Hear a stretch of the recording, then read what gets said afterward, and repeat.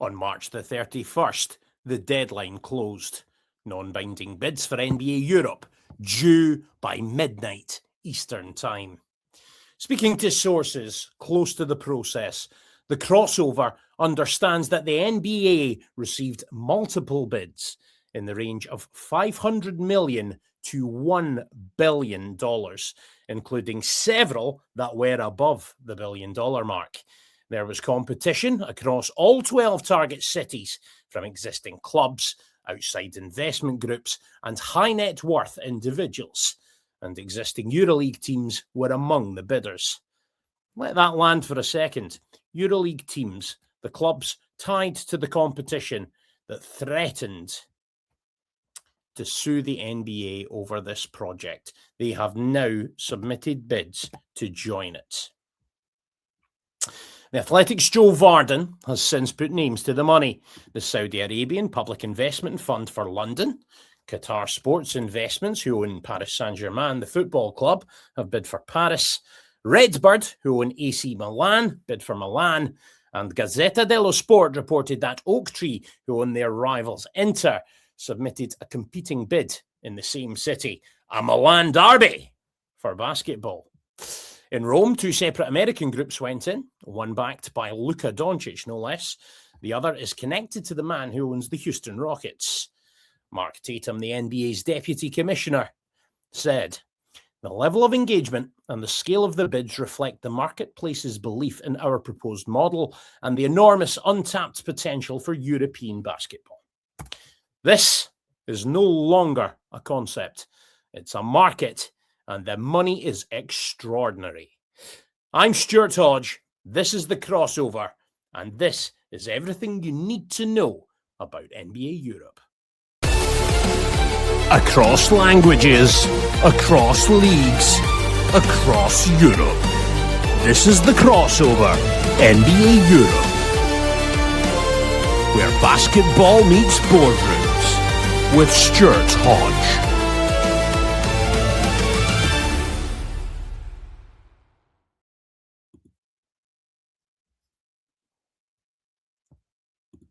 So, let's rewind to where this all started.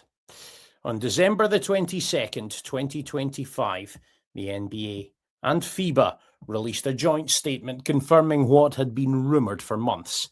They were actively engaging clubs and ownership groups to build a new professional basketball league in Europe. The key details from that announcement and from the Associated Press reporting that followed: a 16-team model, 12 permanent franchises, plus 4 spots open every year through a merit-based pathway, either via FIBA's Basketball Champions League or an end-of-season qualifying tournament. That final detail matters. It's the NBA's answer to Europe's fundamental sporting principle. That is, that every team should be able to earn its way right to the top. Adam Silver, the NBA commissioner, described it as an enormous opportunity.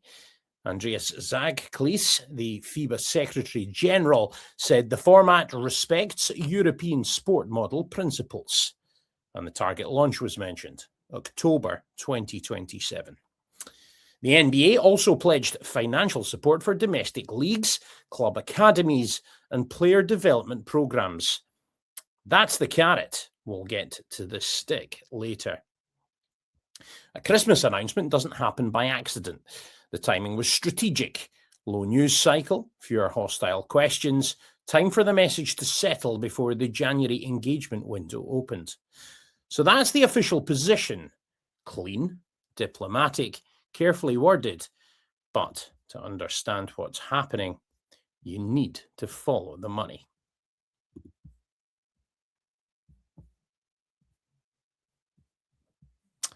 So, on to that matter then. Here's where it gets serious. Before the deadline, CNBC reported franchise valuations north of $1 billion. Bloomberg separately reported entry fees starting at $500 million. The NBA's financial advisors, JP Morgan and the Rain Group, had met with more than 70 potential investors before that December announcement. Over 300 parties initially expressed interests. That was the setup. Now we know what actually happened. Sources close to the process have told the crossover that the NBA received multiple bids within the $500 million to $1 billion range, with several exceeding that $1 billion mark. In recent weeks, the NBA had productive conversations with more than a dozen existing basketball teams and received bids from multiple clubs, including existing EuroLeague teams. Now, let's put some names to everyone that was involved. It should be said, The Athletic's Joe Barden reported more than 120 prospective investors described as serious. The fee structure is a sliding scale, depending on the market. London and Paris near the top, smaller cities a bit lower down. And every single bidder signed a non-disclosure agreement. Crucially, the bids included projected investments in infrastructure, so that's arenas, training facilities, the lot, really. Our sources described this as by far the most capital ever committed to European basketball. That's not hype. That's the assessment from inside the room. So let's put names to the cities then. London. They are connected and bid for by the Saudi Arabian Public Investment Fund, the same people behind Live Golf. They've submitted a bid. That's per The Athletic. Paris, QSI, Qatar Sports Investments, who own PSG. Again, The Athletic. With that one, football money is crossing into the basketball court. Milan, now that's where it gets tasty. Gazzetta dello Sport's Conticello and Negro reported that both RedBird, who own AC Milan, and Oaktree, who own Inter, submitted competing bids. A Milan derby for a basketball franchise. And RedBird's Jerry Cardinale has a personal relationship with Adam Silver, according to Gazzetta. But Oaktree are already linked to JP Morgan and Rain, the NBA's own advisors, through their US operations. They've been talking to Olympia Milano about a partnership, possibly even a minority stake alongside the Armani Group. RedBird, without an Olympia deal, has been in discussions with Luis Scola, the former NBA player at Pallacanestro Varese, as an alternative club vehicle. Olympia themselves are staying in the EuroLeague, bound until 2036. So whoever wins the NBA Europe bid in Milan would be building alongside an existing top club. Two basketball teams in one city, just like football. And having covered the NBA Europe games in Berlin and London earlier this year, one thing that struck me was the NBA players' reactions in the room to the European fan culture. It's clear that the league wants to tap into that. And with that in mind, having two teams in one city is a real difference maker. As for Lyon, Tony Parker's Asvel submitted an application per L'Equipe. But The Athletic notes that Asvel would likely need to add partners to meet the NBA's asking price. Two previously interested investors have already withdrawn, according to another French periodical, Le Progrès. Even with the brand new LDLC arena, the money isn't easy there. Now, here's the counterpoint. A third source told The Athletic that European bidders were questioning the NBA's proposed business plan and that weeks of contentious negotiations lie ahead. The money's there, but not everyone is convinced by the numbers. So the bids are in. But the most fascinating part of this story isn't who submitted. It's about who's about to blink.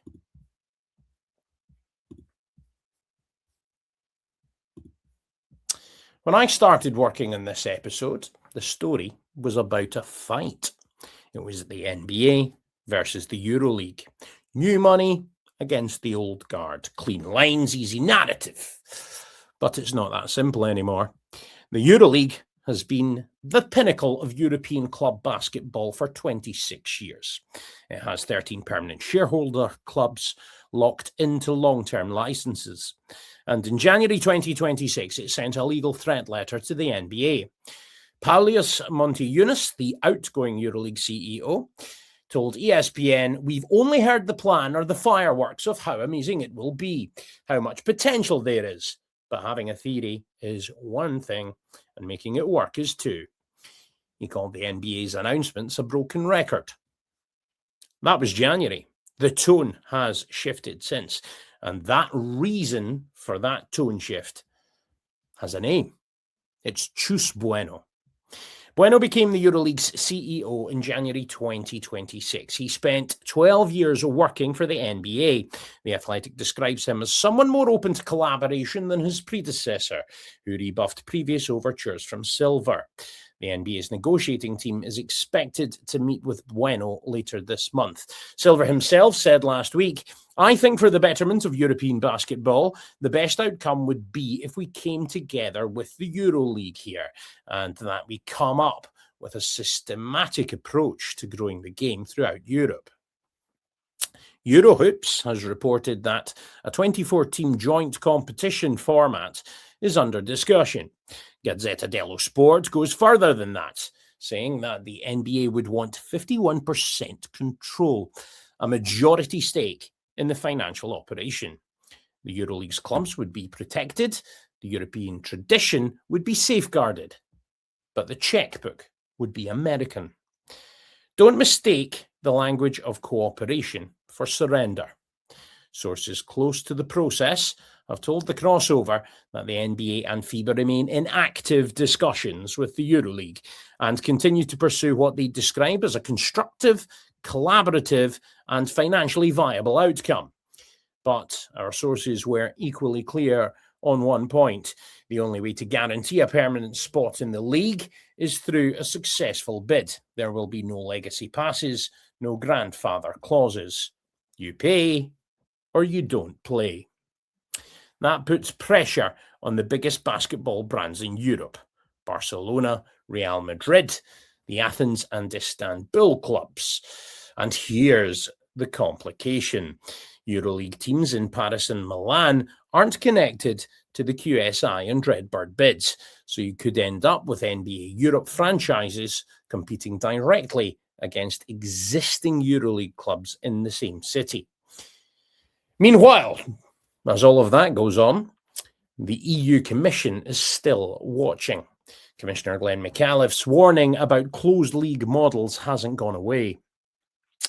And the European Court of Justice's 2023 Football Super League ruling, which said governing bodies can't automatically block rival competitions, provides legal cover for the NBA, but it also allows conditions to be imposed. That legal territory is genuinely untested for basketball. So the fight is now becoming a negotiation. But let's not pretend that everyone's in the same room yet. Let's look at the map. 12 target cities across 7 countries. Sources close to the process have confirmed to the crossover that there was competition across all 12 from a variety of different investor types. The Athletic named them: London, Paris, Rome, Milan, Barcelona, Madrid, Athens, Istanbul, Berlin, Munich, Lyon, and Manchester. Start in Spain. Real Madrid, Copy reporting them at 99% committed. Silver has confirmed discussions. Barcelona is more complicated, extending with the EuroLeague, but watching the situation. France, PSG's owners have submitted for Paris. That's Qatar Sports Investments, now sourced via The Athletic. Lyon has Asvel's confirmed application, Parker's US fund talks, and the LDLC Arena, a 12,000 to 16,000 seat venue that's only opened in November 2023. The busiest market is Italy. Milan has the RedBird Oaktree Derby, with Olimpia Milano in play as a potential partner for Oaktree. Rome has Nelson Matiasic, 2 groups, racing to establish a franchise in a capital city that doesn't currently have top-tier professional basketball. 2 cities, 4 competing bids. Italy could end up with multiple franchises. London has the Saudi PIF bid, serious money from the world's largest sovereign wealth fund. Germany has Berlin and Munich. Silver praised Alba Berlin as the model of the kind of club doing great work. And The Athletic confirms that Alba were preparing a bid, though they'd need partners to meet the price. Greece, Olympiakos and Panathinaikos have deep basketball traditions. Istanbul has Fenerbahce, and Manchester rounds out the 12.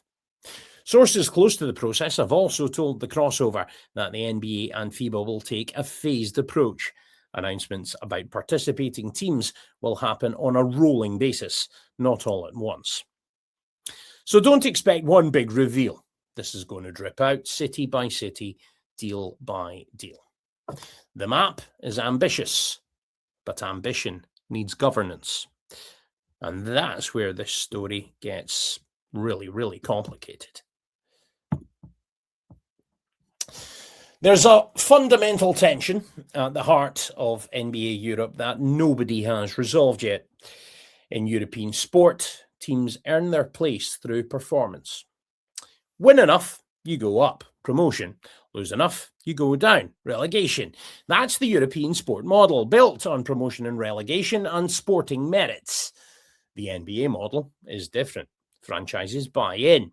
They own permanent slots, no relegation, and it's a closed ecosystem designed for financial stability and long-term investment.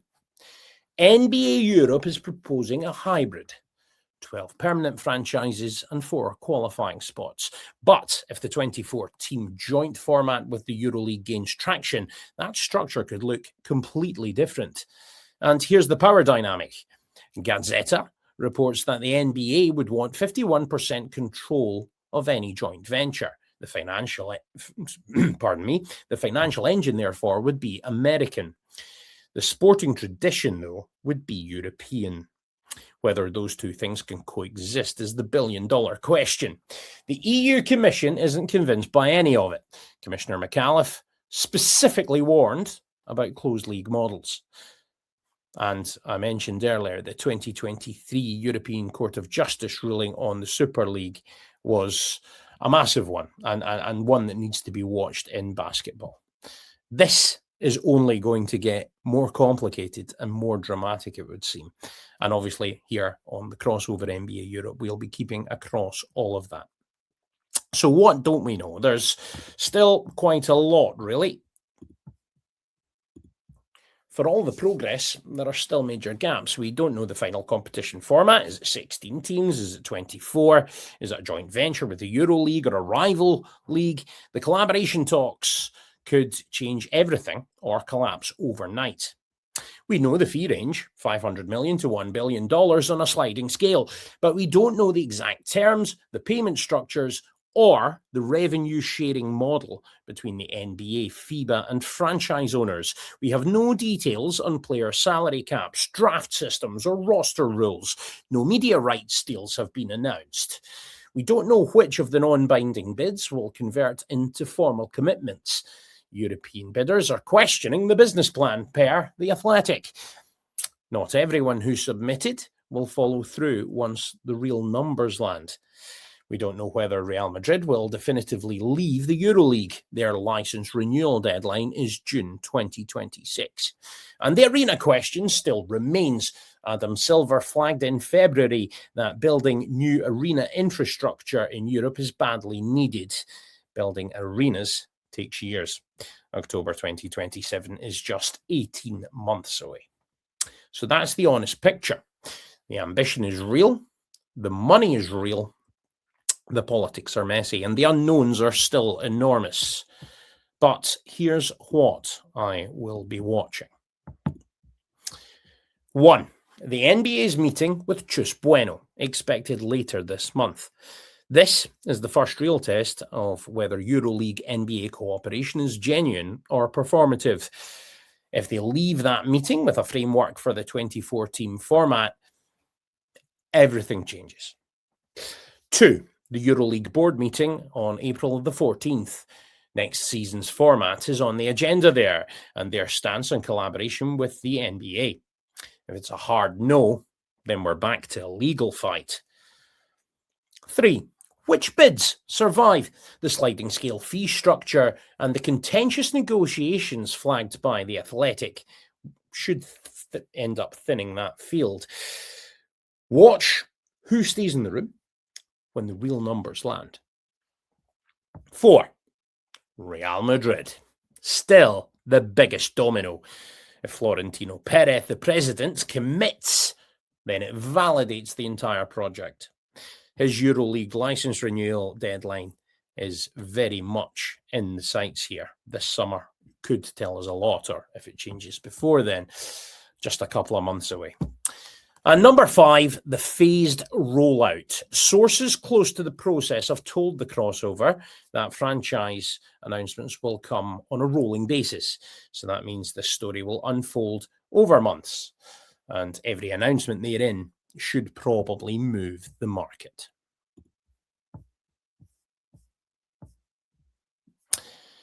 So, time to wrap up then. And I think before I go, we should talk a little bit about this show and why it exists. The NBA Europe story is being told in Italian, French, Spanish, German, Greek, Turkish, and loads of other languages besides, and bits of it as well in English. Ironic that a Scotsman, therefore, is looking at all of that. Nobody's pulling it all together. That's the key, and that's what the crossover does. We talk to sources close to the process. We read Gazzetta and L'Equipe and The Athletic and Eurohoops and Copy and Basket News, so you don't have to keep eyes across every publication in every language. We connect the dots across those languages, leagues, and boardrooms. This isn't a fan show, although fans can watch. It's not a hype show. It's an independent briefing for anyone who wants to understand the biggest sports expansion project of the 21st century. We're telling the story properly with sources that you can check. If you found this useful, subscribe wherever you're listening or watching. If you're watching on YouTube, please do hit the notification bell. And if you have a perspective on any of this, whether you're a fan, an investor, a player, or someone who's been involved with European basketball for decades, I want to hear from you. I'm Stuart Hodge. This is The Crossover, NBA Europe. See you next time.